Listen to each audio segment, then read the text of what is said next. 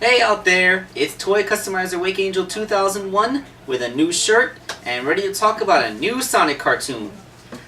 This one is the first anime adaptation of Sonic the Hedgehog, the OVA movie.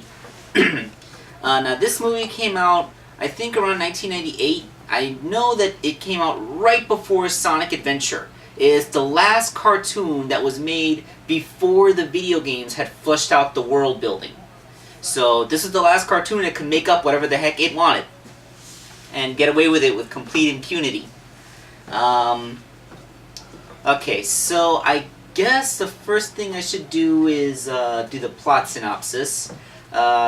We start with a sequence of a robot being built, and it turns out to be Metal Sonic. And Robotnik says that once he gets a certain key, then he will kill him. And then there's the title sequence, and we start with Sonic lounging on a beach as this owl who kind of reminds me of the owl from the commercial with the Tootsie Pop. You know, 1, 2, 3, 3. You know, that guy. Yeah, he kind of reminds me of that owl, except instead of cheating in the lollipop challenge, he's blind and senile. So he's flying a plane and doesn't even realize it's on fire. How did his plane go on fire? It doesn't make any sense. So Tails, he tries to get Sonic to rescue him, but Sonic's like, I'm working on my tan, leave me alone. So Tails yells at Sonic for being a lazy ass, and then goes to try and save the owl guy himself, but he can't really do it, because the plane's about to crash into a cliff face, so Sonic finally gets up and runs up the side of a cliff and saves the two of them right before the plane explodes. Kind of setting the tone for how Sonic's personality is in this movie. He's a pretty laid-back, lazy type of guy, but you know, when he's needed, he'll be there for you. That's how they establish Sonic here. He's not the dude with the tood anymore. Alright, so he gets, the owl was delivering a message from the president, who kind of looks like a big, chubby elf dude, like he's big, he has he has, like, dark skin, he has pointy ears, and he has a daughter, Princess Sarah. The president has a daughter that's a princess. Anyway, Princess Sarah's a cat girl. Like, she looks mostly human, but she clearly has a tail, and her hat has a distinct shape of cat ears underneath it, so yeah, apparently that's a thing that exists in this version of Sonic's world. Anyway, Robotnik, he comes there with a bunch of SWAT bots. I think they name-dropped them as SWAT bots, although they look more like football players with maces for hands. And I'm pretty sure you could watch this OVA on YouTube if you want to. He says that he was living peacefully in the land of darkness. That's like the world that they live on is called Planet Freedom. It's a series of artificial continents supported by enormous ice pillars on top of a planet below, which is called the Planet of Darkness, where Robotnik lives. And spoilers, it's revealed later on when they actually go to the Planet of Darkness that it's sort of a post-apocalyptic Earth. So, as we go ahead, Robotnik says that an evil robot called Roborobotnik has taken over his city of Robotropolis, and that he's turned the generator up to full, and it's generating so much electricity that there's no way for it to be stored or used, and it's going to cause the generator to explode, and it has so much power that it'll destroy both worlds, the Land of Darkness and the Land of the Sky. Yeah, that Planet Freedom is separated into the Land of Darkness and the Land of the Sky. Sonic lives in the Land of the Sky. So Sonic and Tails, skeptical because they think that Robotnik is lying to them, of course, go for the greater good because, well, you know, the President and Sarah kind of beg him to. So Robotnik gives him a communicator, and they go off in the tornado to fly to the Land of Darkness to get to Robotropolis. Now this is actually the anime that uses the most stuff from the video games at the time, because they get in the tornado, which is accurate to how it looked in Sonic 2. They fly through a special stage zone which wormholes them to their destination. They face badniks, such as caterkillers and buzz bombers, and the animation, like I'm pretty sure they actually reference animation frames from the Sonic CD FMV intro sequence, because they do the thing where Sonic spin dashes down the side of a cliff and launches off a natural ramp, just like that. So it's the whole art style and animation style looks like that cutscene animation, which is cool, because in 1993, the first time I saw that animated cutscene, I was like, wow, I wish the Sonic cartoons actually looked like that. And here we go, there's a Sonic cartoon that looks like that. So they finally get to Robotropolis, which looks like Manhattan, just like partially sinking into the sea. Like they say that the generator is causing instabilities in the crust, which is causing this ancient city to sink into the bay. And that's when Robotnik attacks. And he has like Mega Muck and stuff. And oh yeah, Princess Sarah and Robotnik were playing Sonic the Fighters. I'm not even joking. They're playing like a holographic 32X or something. So Princess Sarah actually demands a rematch when she loses to Robotnik, and when he says he's tired of playing the game, she says that she'll stop being his hostage if he doesn't do what she says. Princess Sarah, do you know what hostage taking is? Actually, Dr. Robotnik, do you know what hostage taking is? Because in the scene where she's arguing with him, his robots are fanning the president with like those big feather fan things. Like I guess Robotnik's just a gracious host or something. Anyway, I don't want to talk about the whole thing. Okay, so let's keep going. Robotnik actually traps Sonic in Mega Muck. That's something from the Sad AM cartoon. I think they borrowed. And Sonic is about to drown when all of a sudden Knuckles comes in. This is the first cartoon adaptation of Knuckles with his little cowboy hat. He's a bit of a treasure hunter here, and he never really mentions Angel Island or anything like that, or the Master Emerald. So he's just kind of a cavalier roguish type in this. Yeah, a lot of the stuff that you're used to about their characterization from the later Sonic games, it didn't exist at this point either. So, like I said, this is making up a whole bunch of stuff which is not accurate to how it is today. So, fighting together, they're able to defeat Robotnik, and it's revealed that it was actually a giant mech piloted by Dr. Eggman. And Sarah was tagging along because she wanted to go for a drive. So Sarah's just kind of sitting in the back seat while they never show up, but the implication is that Sarah's sitting in the back seat while Robotnik is operating the switches and talking into the microphone, trying to kill Sonic, and she doesn't do anything. Despite the fact that it's made clear that she actually does like Sonic. Like, she's a Sonic fangirl, like she even tries to kiss him, it's like, ugh. So they get into the fortress and they find the generator. It's about to overload. So Sonic's running on a conveyor belt because there's always a conveyor belt, but he manages to shut down the generator just in time and there's no explosion.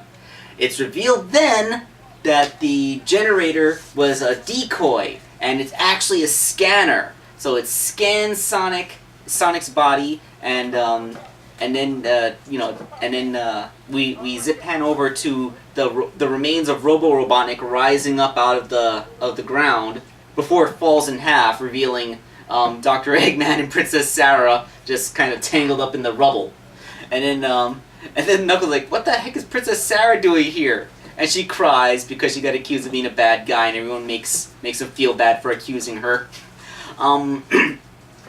And that's when it's revealed that this whole thing was just a gambit to get Sonic into that scanner so that his mind data could be implanted into Hyper Metal Sonic, a fully realized cartoon version of Metal Sonic, which was never in any cartoon series before or since. Like, I was wondering when they were going to have Metal Sonic appear in Sonic X, and he never did. But that's neither here nor there. So we have Metal Sonic. Sonic, feeling that his pride has been hurt, feels that he has to fight him single-handed, and he actually gets beaten. And then Metal Sonic starts going around causing mayhem because he's supposed to destroy the land of the sky. Actually, it's revealed that Robotnik sort of wants to kill everyone. He actually tells Sarah at one point that when everything is said and done, he and Sarah will be the only ones left. Like, really, Dr. Robotnik? That's really dark, don't you think? I'm going to kill everyone in the world except this one teenage girl, who I will then make my wife? I don't get it. I really don't get it. Anyway, that's not really the point. They're wondering how he's going to use the Metal Sonic to destroy the land of the sky, and that's when Knuckles reveals that that there is a way to destroy the land of the sky without destroying the land of darkness, and that is at the poles, these magma tubes which transfer lava around the land of the sky, like blood vessels. I'm guessing they provide geothermal energy or something. If they're breached, they can melt the glaciers that hold the land of the sky onto the land of darkness. Because apparently giant ice pillars is the best thing to hold up artificial continents. If the ice melts, then they'll lose their connection to the surface, and the centrifugal force of the Earth's rotation will fling them off into space, leaving only the land of darkness.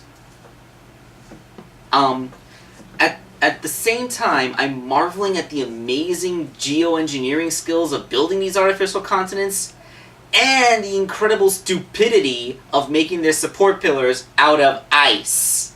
It's like, global warming must be the biggest concern for these people, because if their ice caps melt, it's not that their cities will be flooded, it's that they will be flung into space! Now that's an incentive to lower your carbon footprint. Probably what all those magma chambers are for.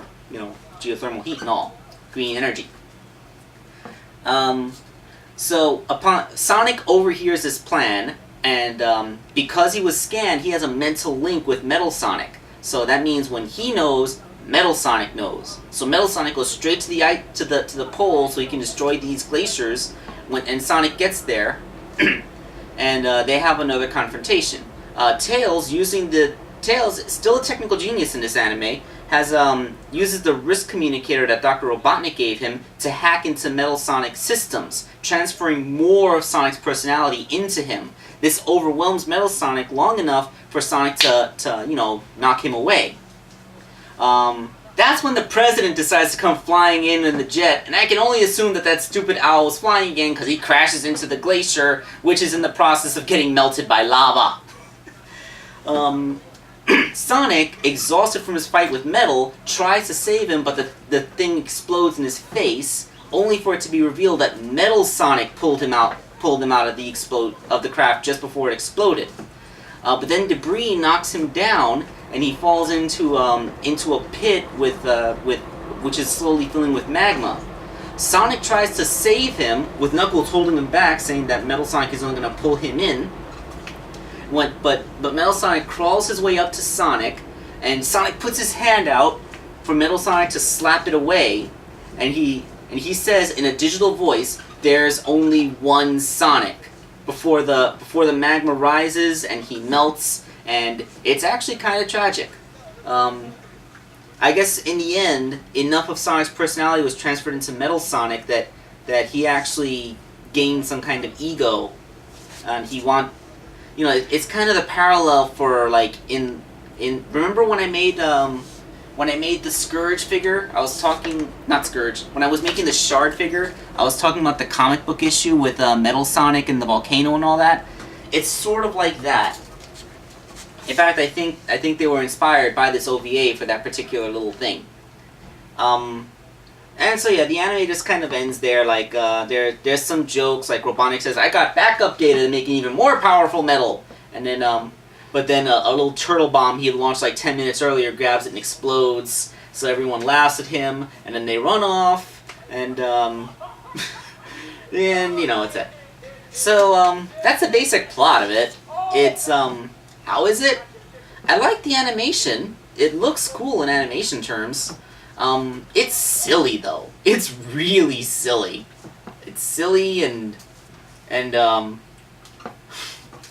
And the end, that surprisingly dark ending really kind of comes out of nowhere for how silly the rest of the show is.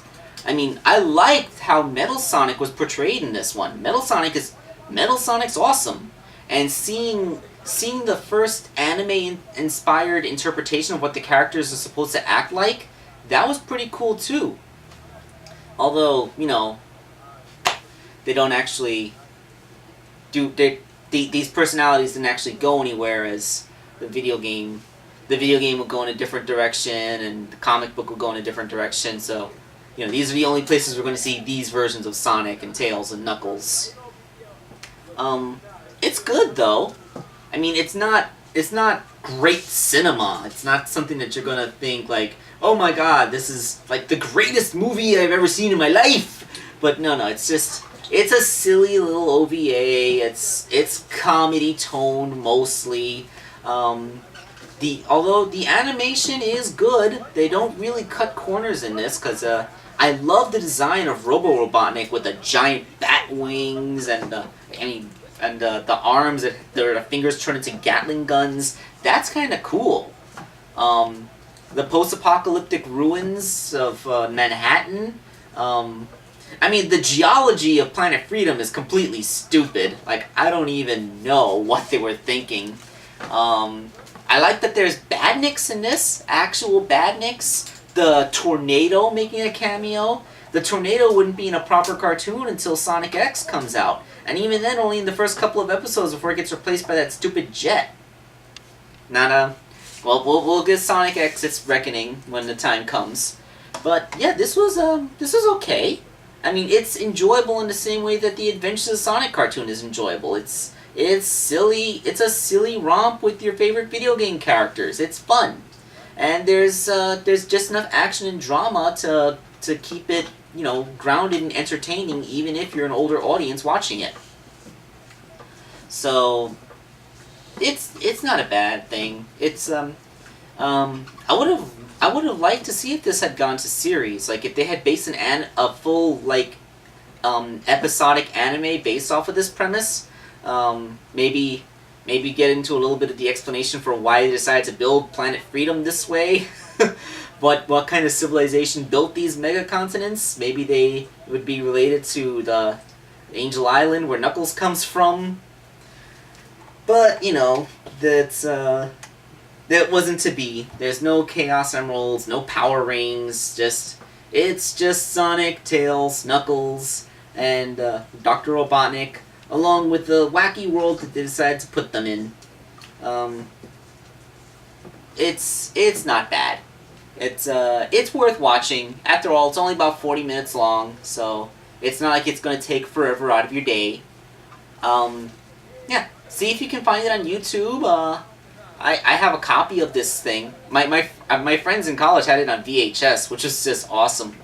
So yeah, that is the Sonic OVA anime. It's a nice little one-shot. Not the greatest thing ever, but it's not bad. I think you'd enjoy it. This is Wake Angel 2001, signing off.